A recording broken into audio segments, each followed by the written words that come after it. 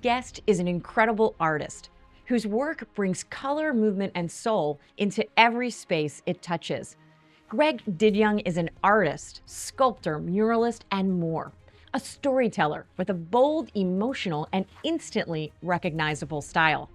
I first encountered Greg's talent through the mural he created for American Crane.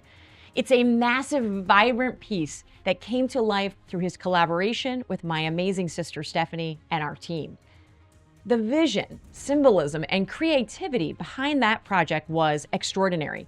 And then there's the eagle he sculpted from reclaimed shot material, a piece that perfectly blends imagination, grit, and ingenuity.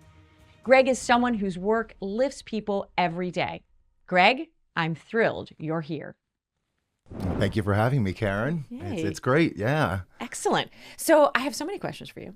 And to start with, when did you know you wanted to be an artist? Tell us about your path to coming to this point that you're at here today. Yeah, well, I was always into art. My dad was kind of into art too, but always tinkering, always creating on the side. But, I went to college to be a photojournalist, and I did that for many years. I just kind of did art on the side. Never really showed anybody. Just kind of what I always joke about is like I'm a closeted artist, like nobody knows. I never really put myself out there. And then unfortunately in 2017, I had a life-changing injury, bit of an adrenaline junkie. So, whitewater kayaking and downhill mountain biking. Went off a big jump, send it, and double compound fracture. I'm out of work for a little bit. And then, to make a long story short, I rebroke it again, whitewater kayaking, and they're like, well, that was strange. So more plates, we do it again. And then things aren't going right. It's not healing. Turns out I have a chronic bone infection. So I was out of work for a very long time, a PICC line in my heart, all these things. And I said, I need something positive to focus on. I'm just sitting at home. I'm not working. What do? I'm going to throw my artwork out into the world. And I just, as I go down for my one major surgery, as you can see all the great scars on my arm and all that fun stuff, I'm going down on that exact day at the Goggle Works. My friend submitted some stuff for the Art of Jazz. It gets accepted. I hobble out a couple weeks later for the awards ceremony with my cast, my PICC line and everything, all medical. And I won Best in Show. And talk about being thrust into the world, the art world. I'm like, wow. So then I go to Studio B in Boyertown and I win that show. So it was kind of one of these, hey, maybe I have something here. Maybe I wasn't so confident in myself and my work at first, but I was like, I put myself out there, took the risk, and got rewarded, so to speak. Now, after those two awards, a lot of no awards. So you're like, am I doing the right thing? And, a lot of fumbling through. But I kind of started to find my voice there. And I said, let's just continue this path. And then I started to look for open calls, and that's how I found out about murals, started entering in, and then that just started to grow from little murals to a little bit bigger, to bigger and bigger and bigger murals, to the giant Hope mural for suicide awareness. That's kind of the big piece that put me on the map. That's on Cherry Street. Tell me a little bit about what's in that mural. Like what's the artwork in there for those that are listening, just to kind of tell the story a little bit about that. I did a couple small murals, and I got approached by this community artist, Michael Miller. He is fantastic. And he comes up to me and he goes, I think you're the right guy for this project. I like your aesthetic. Also, we need a mural that talks about suicide.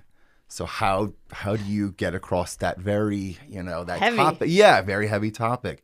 So we wanted it to be uplifting, but also real. And I had a few designs that they were like, this is too heavy. This is not correct. So, you kind of get pummeled and you're like, I don't know if I can figure this out. But every time I got rejected on a design, it led me to the correct path to get the right one. So that has just a giant head on it. It's the flowers for a brain for growth. And then there's these Tetris pieces that come down, and that kind of symbolizes the imperfection. Because Tetris, there's a right way, but also there's variable, how you do it. So people really loved that. And then that took off to, I did another one for by the Wawa at Rockland, and that one was about alcohol. Mm-hmm. So it was kind of these great things, but the big part about it was I learned about community artwork. And that was new, not just sitting in my studio, doing graphic design or doing painting or anything like that. These murals really involved the community. And, even though I was the designer, the people who painted it were all involved So you're talking hundreds, thousands of people. And I just really love that synergy of this teamwork. And I think that relates to your company. Yep. Because you guys are very team oriented. So there's a lot of parallels between that. Yeah, and the process. I mean, I think it's amazing. Your story, first of all, is amazing. So coming from the universe sent you a very loud message that they wanted you, it wanted you to go do some art. You use it to kind of heal yourself, and then you're using it as storytelling, hopefully to heal others or to spread the awareness. Yeah. I think that's so amazing. And this idea of community art and the mural. So, as you know, and we'll let those that are here with us today know, American Crane has a mural as well that you designed. And the process was so awesome for our team to be involved in that. Why don't you tell a little bit about how you bring together the community murals and even the experience you've had with American Crane? Tell me a little bit. Yeah. So when we do these murals, a lot of people like you guys don't really know how it works. So it's kind of fun to see you guys learn how we create these giant murals, because everybody comes to me, I'm not an artist. And you don't have to be an artist, So what we do is we kind of meet with you guys, figure out what you want, come out with a good design. And then once we have that design, we will take it and actually put it on like a canvas material, make it large, and then it's kind of paint by numbers. So anybody can do it, but it kind of empowers them to say, hey, I was a part of this. And I think that's the big part of these community murals is just that you can bring everybody in. You can come and paint it, you can help install it, and then all of a sudden you take ownership of it. It becomes not my mural anymore, it's our mural. And I think that's the teamwork that just is great, whether it's your company or whether it's like a nonprofit that we were working with, just a way to really bring people together in a very tactile and visual way. It's exciting. It's really fun. Very special. I mean, it was a very special experience to be a part of that, and to I know for those that painted from our company to be a part of it. It was really very, very exciting what you do. And bring that in there. How do you go about designing then the mural? Like, I know for ours, I know what it looks like, but maybe describe it a little. And I think you even put a few fun little Easter egg things in there for yourself too. It's like, how do you go about designing something so big? Well, there's a lot of things you have to look at too. When you do like a public art, you want to think about how will it be viewed? Is it going to be viewed from afar? Is it going to be viewed close up? Is it going to be both, such as your mural? Right. So there's a lot of thinking about the perspective. So I knew that you guys were doing really cool stuff, and driving by, if you didn't know anything about your company, you wouldn't really know. So I said, the first thing I want is if I'm driving by, I want to say, what is going on in there? I want to draw your eye in. So that's where the first part of the design is the American flag, your American crane.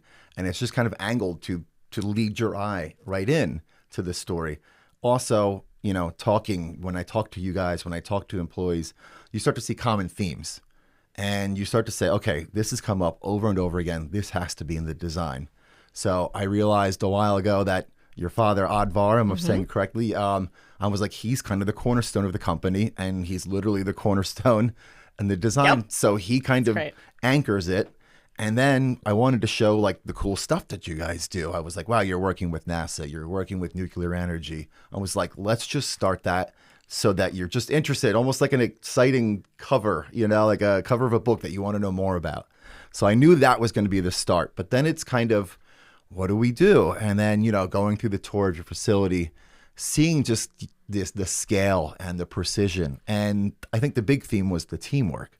So I'm like, okay, I got to show the cool stuff you make, but more importantly, I need to show the people that make that possible. So kind of went through and said, let's just make the process of manufacturing from the design to the shipping.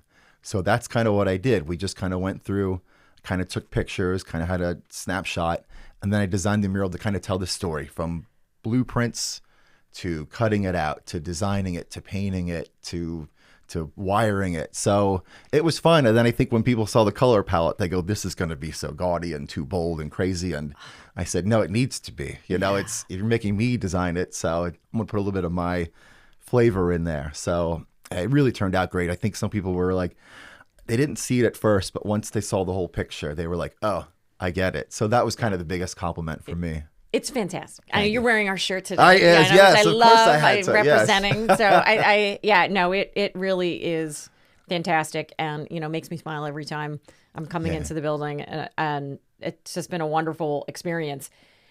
Similar. So you've been through our shop, you've been all around, and so we love metal.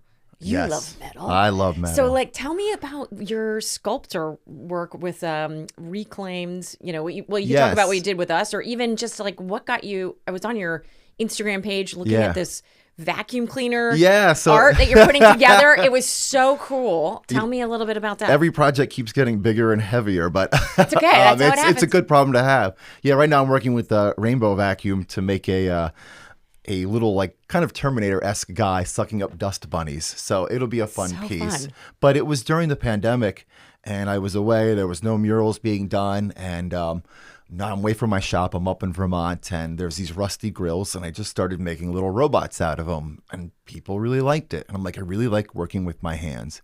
And, I was a digital artist for a while, but I'm like, always as a kid, I was playing with Lego. I was tinkering, behind my dad in the shop. And I'm like, I want to delve into this. I want to grow. And it just kind of kept expanding, making little birds out of spoons and forks. So then that grew into bigger sculptures. And now I think that's probably the majority of my work is doing sculpture. And I like reclaimed because it's you're taking something that is discarded, used, and you're finding a new innovative way.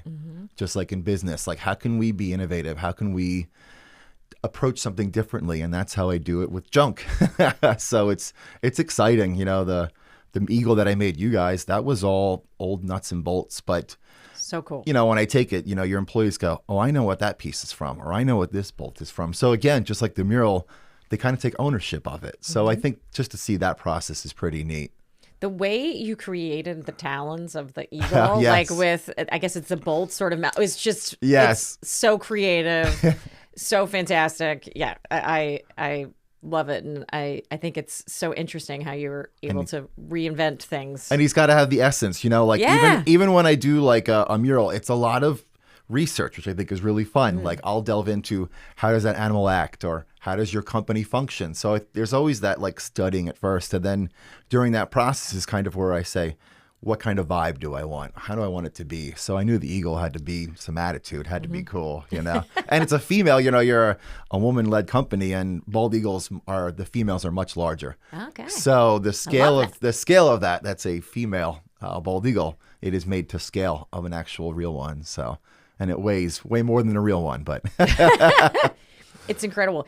Is there one format that you love the most? I mean, you've got the mural, that you've got, like you said, your sculpture work. I mean, even tell us a little bit about any other painting or drawing that you're doing that inspires you. Well, when I first started, my first one was actually a thing that I coined the term photo grain prints, and it was putting my digital work and photographs on wood. That's really what got me started because I was like, I'm not the best digital artist, I'm not the best photographer, but I can be innovative and make it stand out. And I invented a process to put it on wood. Now it's ubiquitous. You can buy them on metal and stuff. But I was kind of one of the first really early to start that. And that kind of taught me that, maybe you're not the best, but if you can be innovative and then just keep doing that, you'll get really good. But that's just kind of my path, is just trying to be different.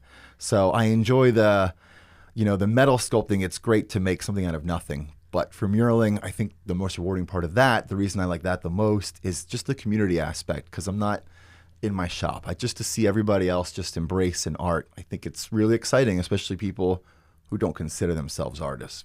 You really are pulling them into the process. I'm forcing them in. I'm saying, roll your sleeves up and let's do it. And then, once you break through that barrier with anything in life, you're like, that wasn't so bad. Yeah. And then you can just keep growing and building on that.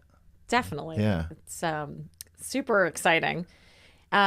Are there any murals currently that you're working on? Or have you got started? Yep, I'm working on with Threshold for their cafeteria for their 60th anniversary. So for that one, I'm doing a Diamond Jubilee, is what they call a 60th anniversary. Okay.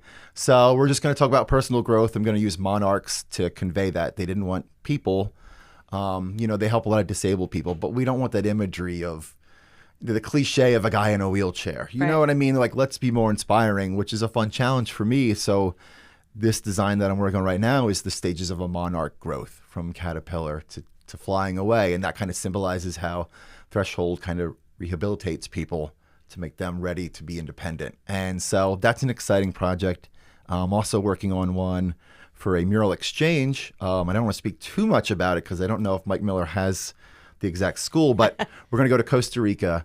We're going to have kids at a school here in Berks County help paint a mural. They're going to finish it in Costa Rica.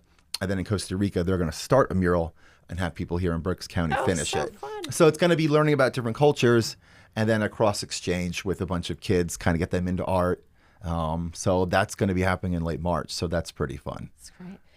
Do you have any, mentors or, I know Mike Miller is someone that you've worked with and you've talked a lot about working with him and his work in murals over there. But is there anyone, any inspiration or artists or mentors over the years that have kind of also helped you kind of define your style? Not really. I would say, Mike Miller taught me definitely the community aspect, and I give him credit for muraling. But when it comes to sculpture, I hate to say it, you just go on Instagram and you're like, well, that looks cool. I want to do something like that. So you see people like Matt Wilson. He does great birds out of cutlery, just like I do, airtight artwork. So he's probably my biggest inspiration that got me started in sculpture. And then it's fun because you mirror him, but you want to be your own voice. You want to be independent. So I kind of took what I learned from his work and was like, how do I find my own voice, within that? So.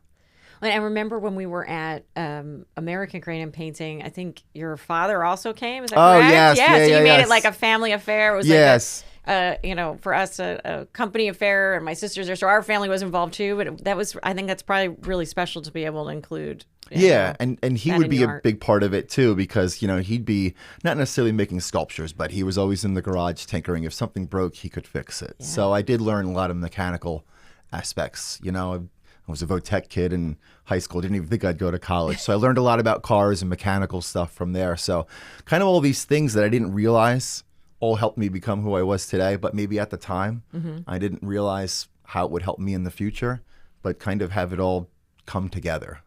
It's interesting how our path finds us. Yeah. We don't have to have it all figured out, right? We just have to make the next couple steps that feel really good. And don't be afraid to fail. That's, like I said, I came out the gate with art and I won the first 2 exhibits I was in. And then it was no wins for a while. And then I'm like, what did I do? What am I doing? And I tell people all the time, I'm like, nobody's going to help find you. You got to put yourself out there. You need to, and then not be afraid to fail or try to do better next time. And that's tricky. And even when you're good and you have some wins, and you don't win, it still hurts. And you still got to pick yourself back up and just keep trying. So, yeah, that's my advice. I think for so many people, artwork can be uplifting to look at. But I want to know your thoughts. I feel like sometimes people doing art, even art badly, you make us, those of us that work on the mural, it came out beautiful. I had a chance to do some wood carving with my mom and my sister and my niece, which was super fun.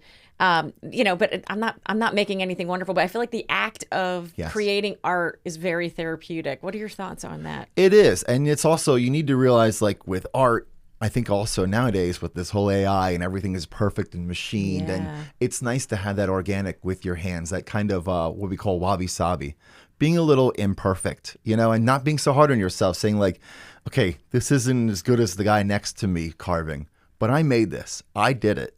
Right. And the only way you're going to get better at it is if you keep doing it. So it's one of those, it's just about personal growth. And you can take that with art and anything with your life, and it's just about putting the time in and having the right attitude. Perfectly imperfect. Yes. Right? That's exactly what we are as humans, right? Wabi-sabi. I love that. That's awesome. Has art taught you anything, about resilience or grit? And we've talked a little bit about this, but let's go back in your journey a little bit with the art wars or different pieces. Is there, tie in a little bit of grit and resilience for me in there?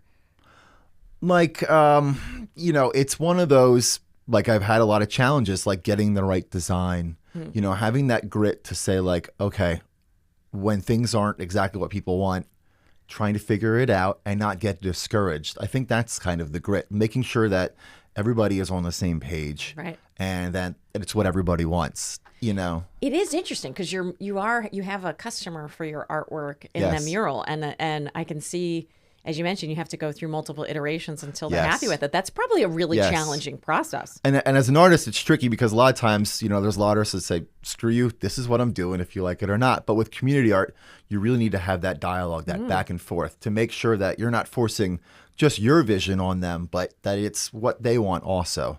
So there is that kind of walking that line of making sure everybody is happy, but then I'm still having my own artistic voice within there. Yeah. So yeah, it's tricky, but it's fun. When you people come and look at your art, whether it's like the amazing sculptures or the tell me again, wood grain Photo art, grain prints, photo grain prints, Yep. or the murals. What do you want them to take away? Is there how do you think it lifts people? I always thought of myself, if fine art was a grocery store, I always considered myself the potato chip aisle. I'm like pop art. I just want you to get it right away. I don't want you to sit there and say, well, how does this make me feel? There's definitely space for that in art. I love it. But for me, I try to speak to the common person who maybe doesn't get art, So that's what I try to do. I try to make it punchy, poppy, fun, and inspiring. Everything's got a little bit of playfulness in my stuff. All my little sculpture animals and my murals are very colorful. So I just try to be vibrant and uplifting. It works. Like you Thanks. definitely have that. I definitely feel the vibe for sure.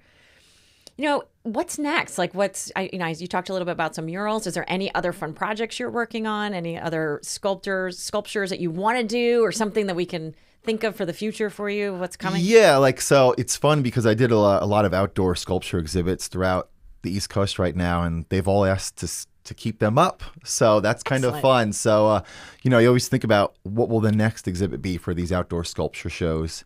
But personally, I've been so busy doing commissions. All I want to do is make a giant T-Rex for myself. Ooh. So that is, I've been saving material, and I don't even know what the future is. But it's, you get so busy with work, you don't get to do stuff for yourself sometimes. And that's something that I really want to work on. And it's going to challenge myself for scale, for weight, for design. So like I said, I have that working on. I have the vacuum guy working on a lot of commissions for little birds and stuff like that. So you never know what's going to pop up next, so that's what's kind of fun. It's the ebb and flow with art. You'll be very busy, and then all of a sudden it's a little slow. And so just kind of always making sure you have stuff in the back. So something's always cooking. Well, it sounds like you have a balance too between art for yourself and art for others, and being able to weave purpose out of both of those, and making space for both of those, right? That's what it sounds like to me. Yeah, it's, you have to have that balance too, because you don't want to burn yourself out on one thing either. So that's kind of why it's nice as an artist to be a little varied in your mediums, because you can kind of hop around and make sure that you're bringing the best to the table each time. If you're stuck in one thing, you can kind of get worn down and unmotivated. So I do find just having to switch it up just keeps me fresh, keeps me aggressive, keeps me ready to go. That's makes a lot of sense. I mean, that's life in general, right? Yeah, exactly. None of us want to be burnt out, right? There's universal themes like in being an artist that I think you can apply to everything. Yeah. Oh, I want to see the T-Rex one. Oh, yeah, absolutely. Sounds amazing. Yeah, we were talking earlier about our mutual love of Vermont. So do you plan to go to Vermont a little bit? Is that where T-Rex will come to life? Or? Yeah, yep. My first big sculpture show was called NBOSS, which is the North Bennington Outdoor Sculpture Show. Okay. And that was fun because it was my first time ever in what I call like the big leagues of outdoor sculpture. And then, I just used that opportunity to talk to people, to network. And at that show, it's one of those, you should go to this show. And then last year, I actually won Best in Show for another bald eagle that I did. Nice. That was all made out of cutlery. But then that took me to Massachusetts. That took me to Rhode Island and Pennsylvania. And I have stuff down in historic Yellow Springs right now. So cool. It just kind of keeps growing. And every time I go to a new venue, my goal is to figure out what new can I get from that. So I'm always trying to build that ball, trying to network, trying to see what else is there. I say if a door's cracked, it's your job to walk in it. Like if somebody opens the door, they're not going to push you through. You have to walk through it. So that's just what I'm doing. Just kind of keep expanding and keep growing. Open-minded, looking for opportunities. Yeah, exactly. Great. You never really know. So it's just having the open mind and when the opportunity comes, being ready for it. Yeah. Do you we talked about artwork being something that you recharge and reset with. Is there anything else you do to recharge and reset besides art that gets you? Are you still doing your outdoor activities? Yeah, I'm a big outdoor guy. Okay, I thought so. Much to my doctor's dismay, I was like, I don't care how many screws and plates I have in here. I'm still going to ski. I'm still mountain biking, but I'm trying to be smarter about it. Try to know my limits. You know, I think when I was younger, I was a little too aggressive, overzealous. And you could even say that with early artwork too, as you try to figure out, you know, what am I good at? Where should I be? But yeah, that's my big inspiration, as I'm an outdoors guy. That's why a lot of my work is figurative, like animals, flora and fauna and stuff like that. So that's my inspiration, just kind of the break away from all the heavy metal and just get out into the woods and explore. Yeah. We can always take so much inspiration from nature and quiet. And I think we probably have similar vibes about spending time in Vermont or anywhere outside, even, you know, wherever you're at. It certainly clears the mind and fills you up. Because I actually thru hiked the Appalachian Trail, class of 2010, and that's how I first found out about Vermont. Just walking through it, and I'm like, I love it. And then when I was doing art, you know, full time, still needed a little extra income when I'm first starting out. Started working for the Park Service up there in the summer with my little tiny house, you know, parked at the state park, and I just really fell in love with the area. But it's the balance because, you know, there's no walls in Vermont to put a mural on. There's not a lot of buildings. So I do find myself coming, you know, this is where I'm native. I'm from Berks County. So just trying to have my cake and eat it too, doing artwork in both areas. But it's been very rewarding. Smart. You have a process of recharging and finding it's nice. And I'm fortunate enough to get to do it. You know, I couldn't do this without the friends and family that kind of help support me too, you know. So it's just having that network. So if you were to put into words what it means to lift, and we've talked about this with your artwork in different pieces, like what does that mean to you?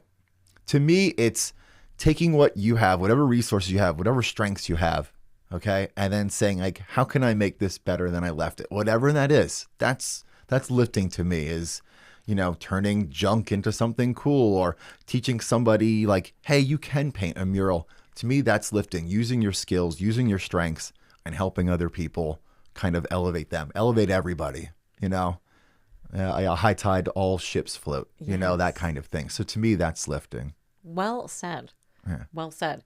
Well, thanks for coming on today. It's fantastic. Been a pleasure. Yeah, it's fantastic. You guys are a great company. I think I just want to, one little anecdote I want to say was during your Grit Day, it was so funny because I remember for the community paint, it was our largest ever community paint that Mike Miller and I had ever done at one time. We have never had that many people painting at one time. I think we were I'm going to guess close to like at least 175. Yes. So I think it's about the number. And the annual Grit Day is where we bring all of our employees together. And this was the big team building activity, which was a massive, massive hit for us. Yeah. So it's exciting that we were your biggest. I didn't know that. That's it was awesome. Because having that many brushes move, like, that's true. At the same time. And then, like, you know, they're not all artists, but I remember, you know, being on stage saying, like, you guys are going to be artists today. And some of you guys are real tough fabricators. Like, we're not artists. And then I remember after that 1 hour was up, I couldn't get the brushes out of everybody's hands. I'm like, time's up. Time's up. And they were like, no, I'm not done. I'm not done. So just kind of seeing them get excited about it was just fantastic. Like, you have a great company, great employees, and it's just fabulous to get to do a mural for a company like American Crane. I appreciate that. And it was a joy to work with you, and really awesome experience. And I hope the best for you on all of the stuff that you're working on. I really, like I said, I'm going to want to see the T-Rex. Yeah, absolutely. And, you know, really your inspiration and your spirit, it comes through in all of it. So thank you. Thank you so much for having me, Karen. Yeah, you're welcome. Thank you. Greg's creativity and passion shines in each and every one of his projects. I'm proud to share a kinship in steel with him, and prouder still to show off all the work that he has done for us here at American Crane. For more of Greg's work, check out the show notes below. Give us a subscribe, and don't forget, always lift.